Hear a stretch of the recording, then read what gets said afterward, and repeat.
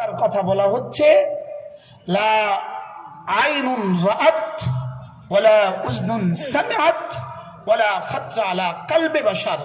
সেই সফলতা পৃথিবীর কোনো চোখ দেখে নাই, পৃথিবীর কোনো কান শুনে নাই, পৃথিবীর কোনো দিলে কল্পনাও আসে নাই। এবার বুঝে থাকলে বলুন তো সফলতাটা কেমন? সুবহানাল্লাহ বলেন। তিনবারের সফল মন্ত্রী, এখন হয়তো কলিকাতার ছোট্ট কোনো কামরায় দিন কালাতিপাত করছেন। সফল ভেনেজুয়েলার সফল প্রেসিডেন্ট, তিনি এখন বিশ্বের কুখ্যাত জেলখানায় দিনাতিপাত করছেন। সফল, কিন্তু সফল। যেই সফলতার পরে ব্যর্থতা আসে, এই সফলতা মূল সফলতা নয়।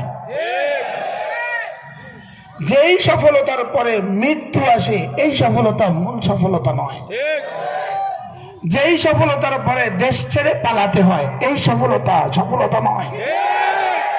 যেই সফলতার পরে জেলে যেতে হয়, এই সফলতা নয়।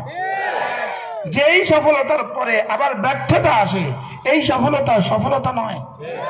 ওই সফলতাই সফলতা যেই সফলতার পরে আর মৃত্যু আসবে না, যেই সফলতার পরে জওয়ানি আর জীবনে জবাব দিবে না, যেই সফলতার পরে কাপড় জীবনে পুরাতন হবে না। বুঝে দেখলে বলেন তো দেখি, রব এখানে কোন সফলতার কথা বলেছেন? বলেন জান্নাত।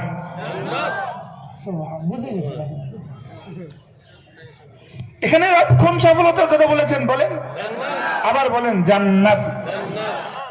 যেই সফলতার কথা রব 11টা কসম খেয়ে বলেছেন, 11টা।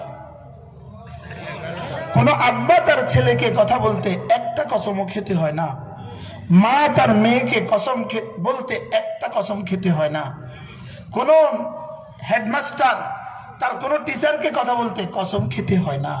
লেকিন আরশে আজিমে মালিক আমাকে এই কথাটা বুঝাবার জন্য, আমার সফলতার রাস্তা বুঝাবার জন্য একটা না 11টা কসম খেয়েছেন।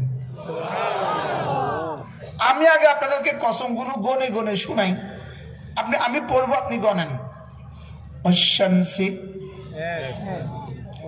এক, অশামসি ওয়াদুহাহা ওয়াল কমারি ইযা তালাহা ওয়ান নাহারি ইযা জাল্লা।